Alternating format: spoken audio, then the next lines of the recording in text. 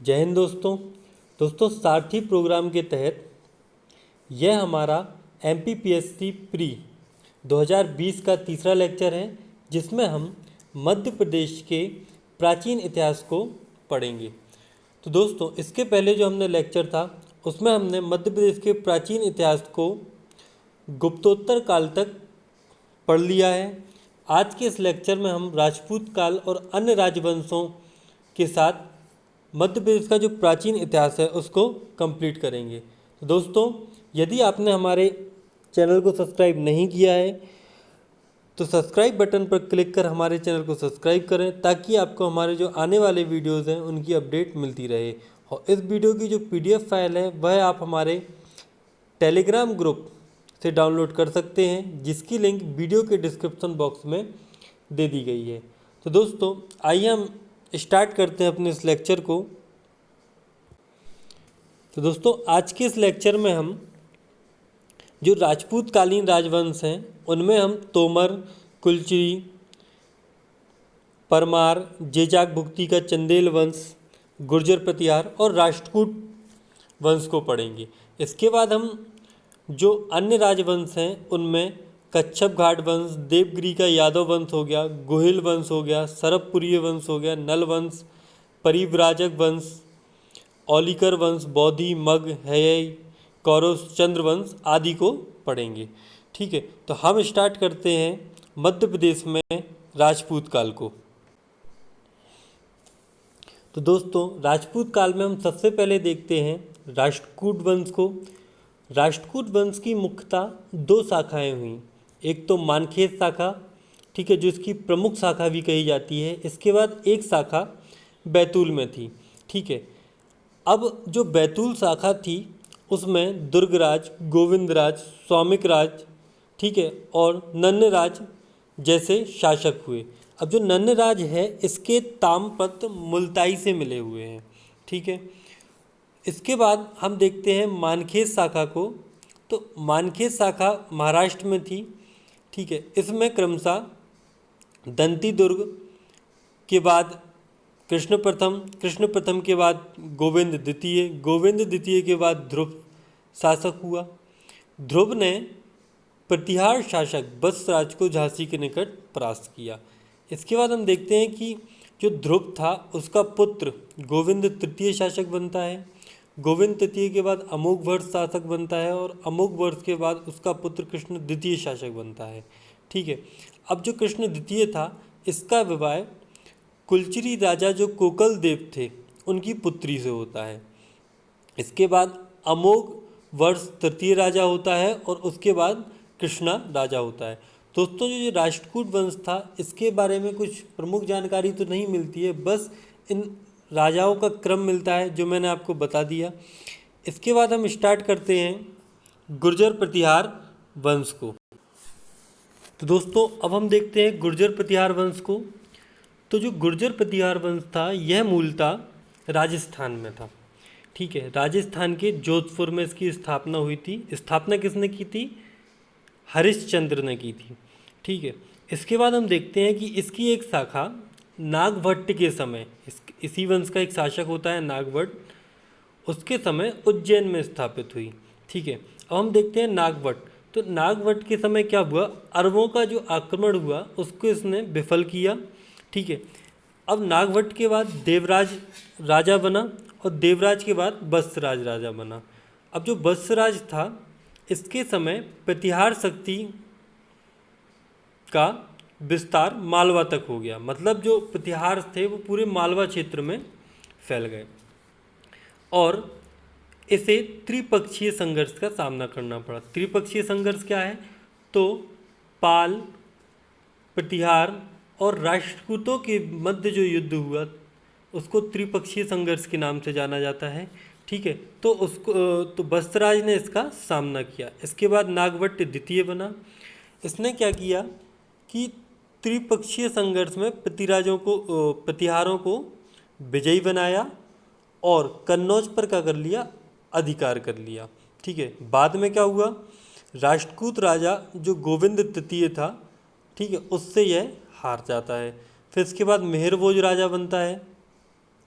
तो तो मेहरभोज के समय जो प्रमुख घटनाएं वो इस प्रकार हैं कि सबसे पहले यह नागवट्टी के बाद राजा बना। ठीक है, इसके समय अरब यात्री सुलेमान आया था। तो आपसे क्वेश्चन पूछा जा सकता है कि अरब यात्री सुलेमान किसके समय आया था, तो यह मेहरभोज के समय आया था। ठीक है, इसने अपने साम्राज्य का विस्तार मालवा तक किया, यानी इसने भी अपने साम्राज्य को मालवा में विस्तारित किया। ठीक है, अब मध्य प्रदेश में इसके 3 अभिलेख प्राप्त होते हैं, जिनमें से 2 के नाम कहला अभिलेख और सागरताल अभिलेख। ठीक है, यह कहाँ, ग्वालियर में है। अब मेहरभोज के बाद महिपाल राजा बनता है। ठीक है, या महेंद्रपाल। तो यह क्या हुआ, इसके समय अल मसूदी आया था। ठीक है, तो सुलेमान किसके समय आया था, सुलेमान आया था मेहरभोज के समय, और अल मसूदी जो था वो किसके समय आया था, महेंद्रपाल के समय आया था।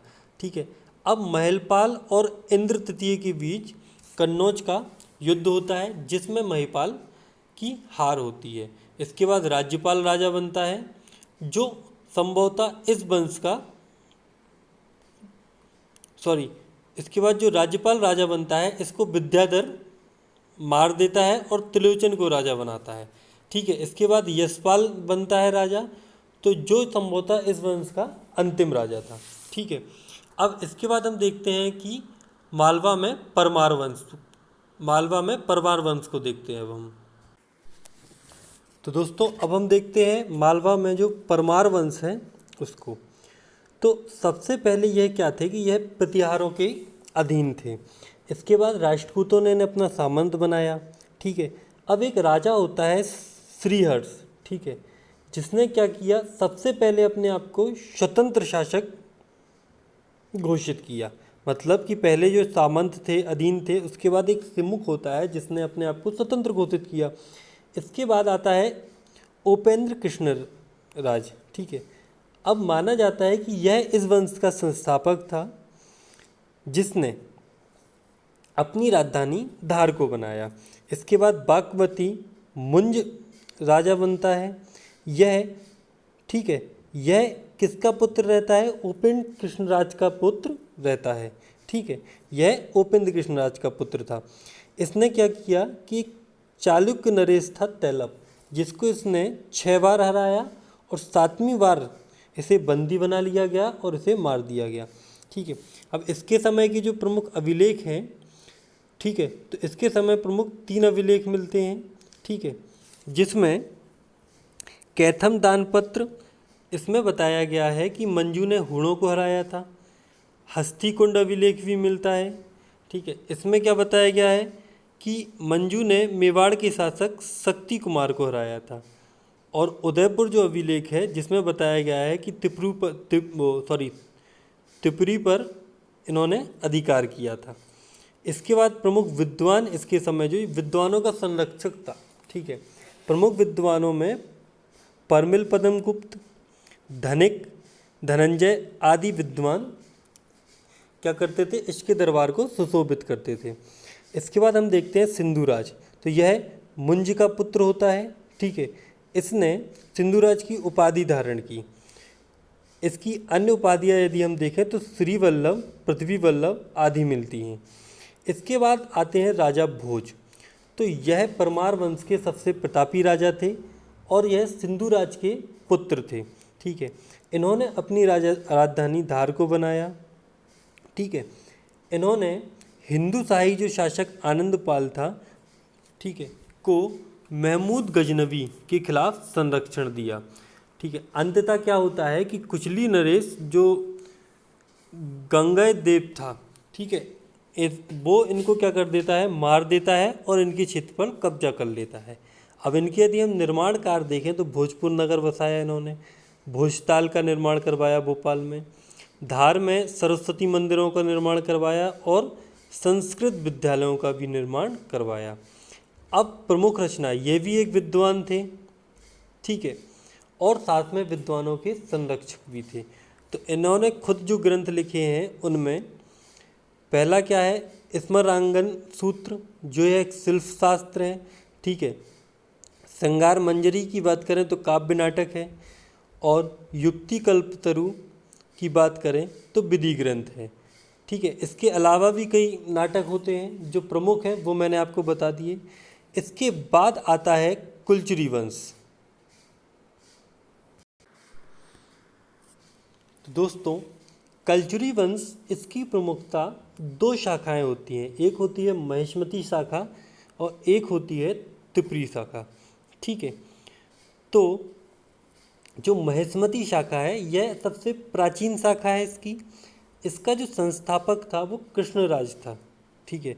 या फिर कहें कि जो कुलचुरी वंश है इसका पूरे का संस्थापक जो था वो कौन था? कृष्णराज था। ठीक है। अब इसके सिक्के, कृष्णराज के सिक्के नासिक, अमरावती, बैतूल, जबलपुर से प्राप्त होते हैं। ठीक है। इसके बाद क्या होता है कि इसका पुत्र शंकरगढ़ राजा बनता है और शंकरगढ़ के बाद बुद्धराज गद्दी पर बैठता है। अब बुद्धराज के साथ क्या होता है कि चालुक्य राजा जो मंगलेश है वो बुद्धराज को मारकर भगा देता है। और इसके बाद जो कुलचरी की जो महिष्मती शाखा है वो कहाँ आ जाती है? तिपरी में आ जाती है। और तिपरी में बामराज देव नामक शासक इसकी स्थापना करता है फिर से। ठीक है। इसने क्या किया कि भेड़ाघाट में 64 योगिनी मंदिरों का निर्माण भी करवाया और दमोह के निकट नोहलेश्वर और शिव मंदिर का निर्माण भी करवाया। इसके बाद गंगदेव राजा बनता है। ठीक है। गंगादेव राजा बनता है, जिसने अपनी राजधानी तिपरी को बनाया और परमार राजा भोज को हराया। यह भी मैंने आपको बताया था। इसके बाद लक्ष्मीकर्ण राजा बनता है। तो लक्ष्मीकर्ण जो था वह इस वंश का सबसे प्रतापी शासक था। इसने जबलपुर के निकट कर्णावती नगर बसाया, अमरकंटक के मंदिरों का निर्माण करवाया और बनारस में 12 खंड के कर्ण मेरू मंदिर का निर्माण भी करवाया। इसके बाद विजय सिंह राजा बनता है जो इस वंश का अंतिम शासक होता है। ठीक है।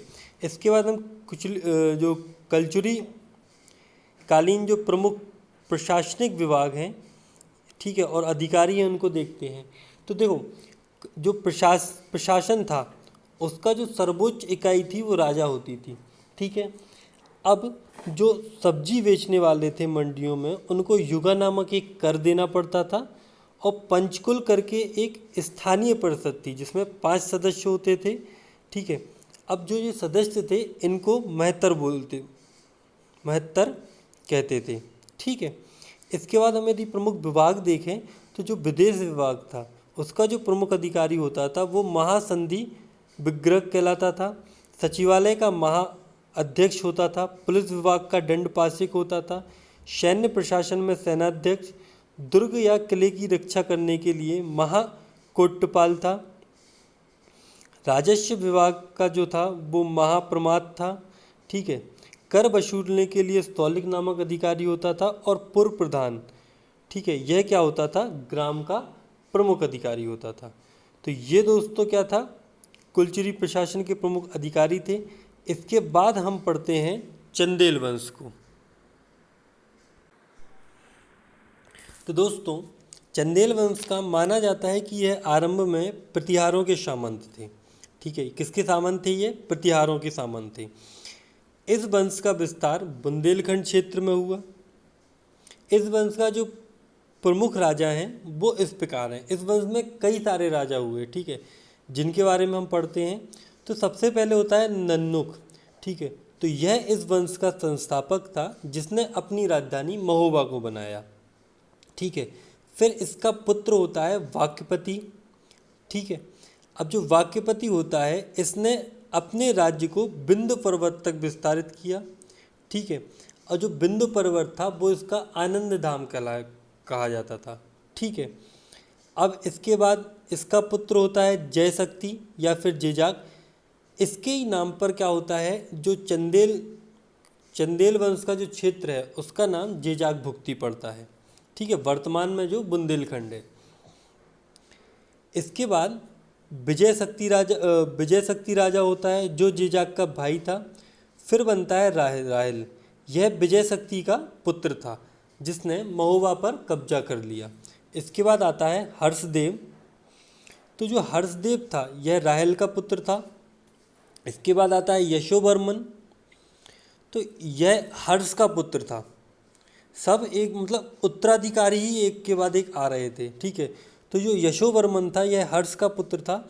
इसने कन्नौज में प्रतिहारों की सत्ता को समाप्त किया, राष्ट्रकूटों से कालिंजर का दुर्ग जीता और इसने खजुराहो के प्रसिद्ध विष्णु मंदिर का निर्माण करवाया। यहाँ से यह पॉइंट इम्पोर्टेंट होता है।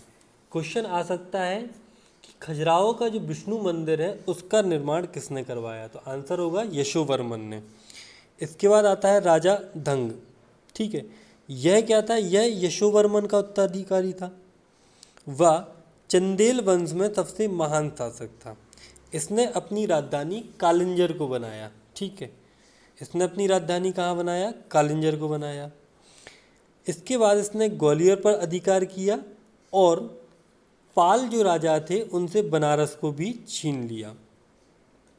जयपाल की सुबुक्तगीन के खिलाफ क्या की, सहायता भी की, ठीक है। इसके बाद खजुराहो में इसने 2 मंदिरों का निर्माण करवाया, पार्श्वनाथ और विश्वनाथ मंदिर का निर्माण करवाया, ठीक है। तो पार्श्वनाथ और विश्वनाथ मंदिर का निर्माण किसने करवाया, राजा धंग ने करवाया। जबकि जो खजुराहो का जो विष्णु मंदिर है उसका निर्माण कौन करवाता है, यशोवर्मन करवाता है। इसके बाद राजा गण गद्दी पर बैठता है, ठीक है। यह धंग का पुत्र था। इसने गौरी के खिलाफ आनंदपाल को, ठीक है, सहायता दी और इसने खजुराहो में प्रसिद्ध जो जगदम्बी नामक वैष्णव मंदिर है तथा चित्रगुप्त नामक सूर्य मंदिर है का निर्माण भी करवाया, ठीक है। इसके बाद हम देखते हैं कि विद्याधर जो है वो बनता है। तो यह गंध का पुत्र होता है, ठीक है, जिसने राज्यपाल प्रतिहार की हत्या, ठीक है, अपने पिता के कहने पर की थी। यहाँ पे अपने लिखा हुआ है, सुधार लेना, अपने पिता के कहने पर की थी। यह एक मात्र ऐसा भारतीय शासक था, ठीक है, या फिर यह एक ऐसा भारतीय शासक था जिसने महमूद गजनवी की जो महत्वाकांक्षाएं थी, यानी जो उसकी जो भारत की जो विजय की जो महत्वाकांक्षाएं थी, ठीक है, उस पर इसने एक प्रकार से अंकुश लगाया थोड़े समय के लिए, ठीक है। फिर क्या हुआ कि जब महमूद गजनवी का इसने विरोध किया और उसमें सफल हुआ तो महमूद गजनवी ने इससे संधि कर ली, ठीक है।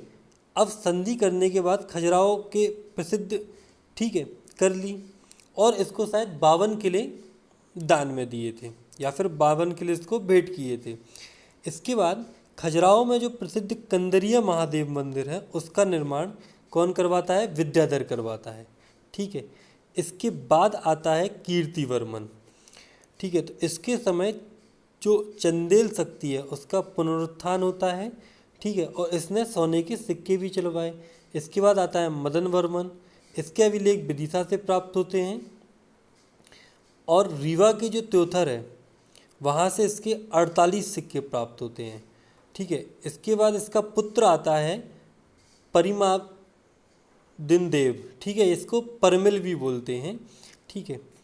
अब यह क्या था कि यह एक तो इसका पुत्र था और यह अंतिम स्वतंत्र शासक था। मतलब कि जो चंदेल वंश में जो स्वतंत्र मतलब अपने आप में जो शासक थे, किसी के अधीन नहीं थे, उनमें अंतिम था ये परमिल, ठीक है, जिसने पृथ्वीराज चौहान ने जिसे हराया, ठीक है। अब इसको किसने हराया था, पृथ्वीराज चौहान ने हराया था और अंततः कुतुबुद्दीन ऐबक ने इसे मारकर चंदेल राज्य और कालिंजर दुर्ग पर क्या कर लिया, कब्जा कर लिया।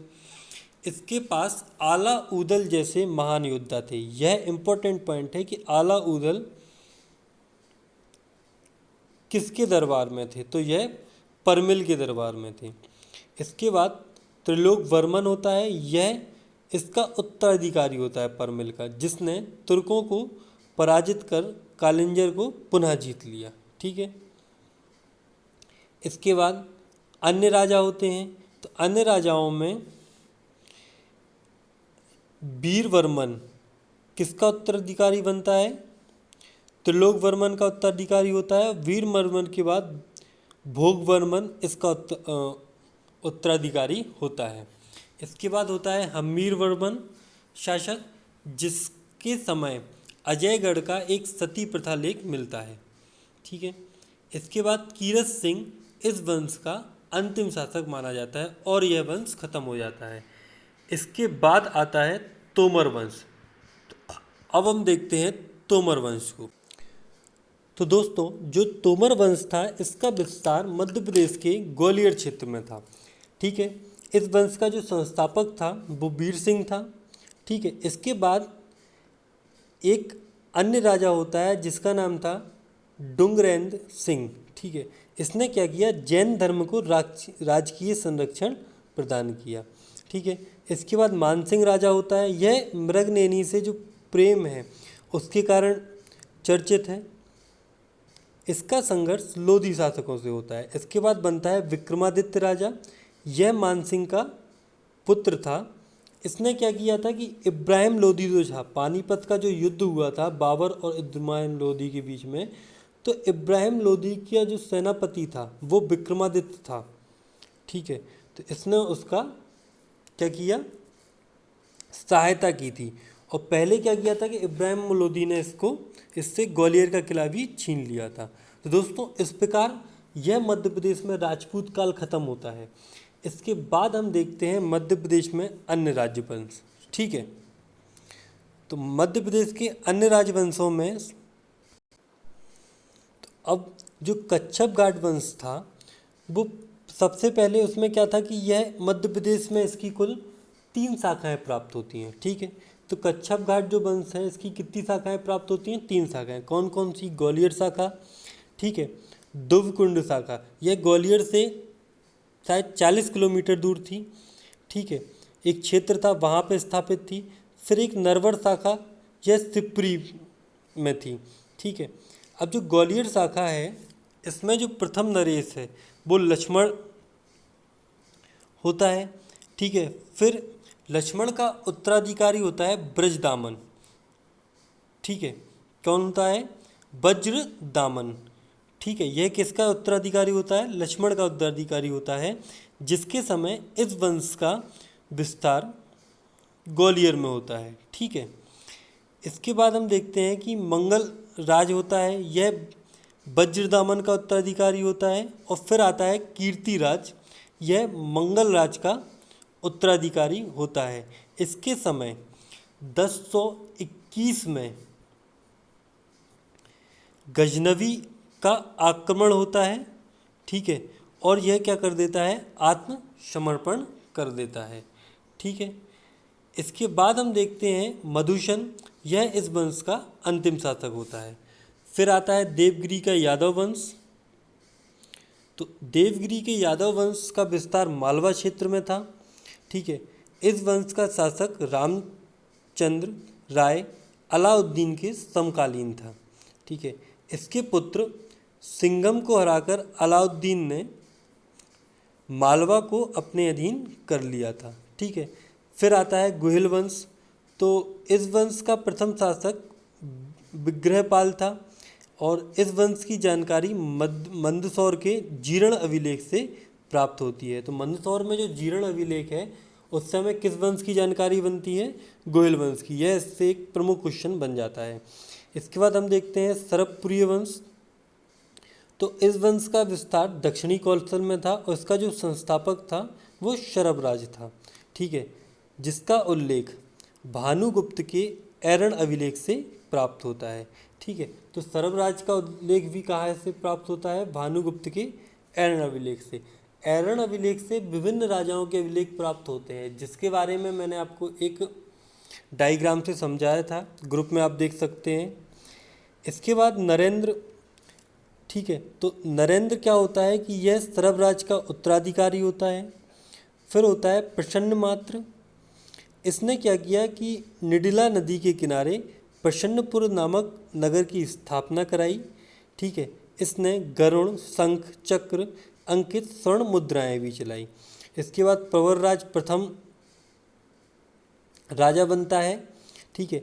इसने श्रीपुर नामक नगर बसाया पवरराज द्वितीय, यह इस वंश का अंतिम राजा था।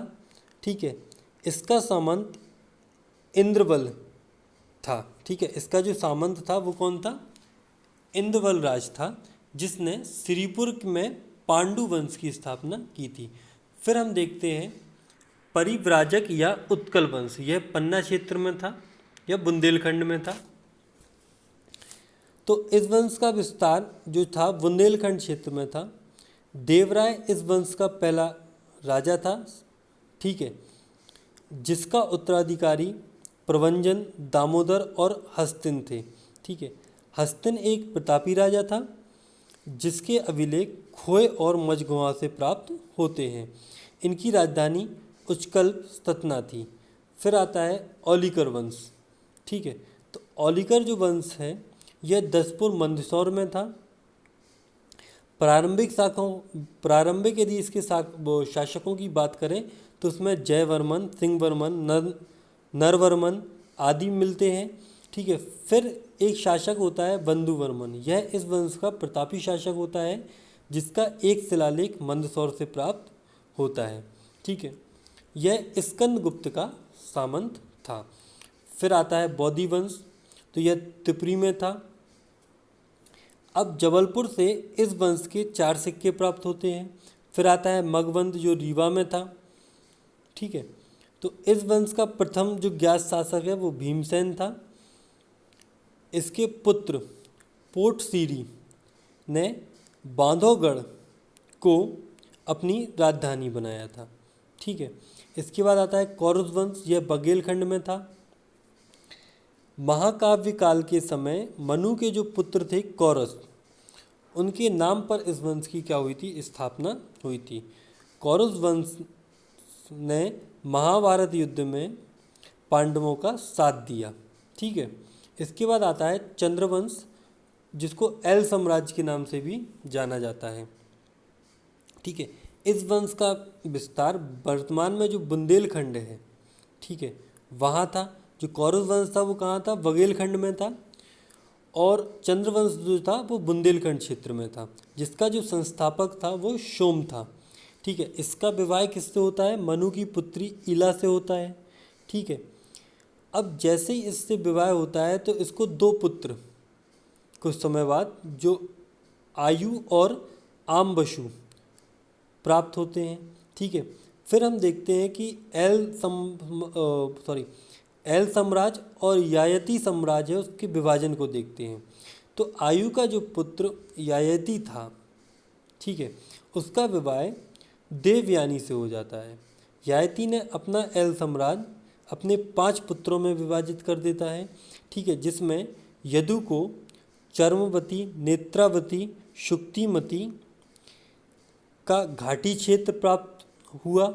ठीक है, और इसके नाम पर यादव वंश की स्थापना हुई।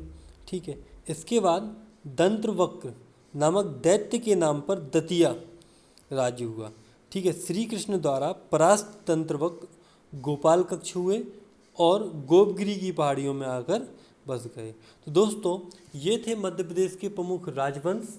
ठीक है, और इसी के साथ हमने मध्य प्रदेश का जो प्राचीन इतिहास है उसको कंप्लीट कर लिया है। अब हम कल से मध्यकालीन इतिहास को स्टार्ट करेंगे। दोस्तों, यदि वीडियो अच्छी लगती है तो वीडियो को लाइक और शेयर ज़रूर करें। जय हिंद।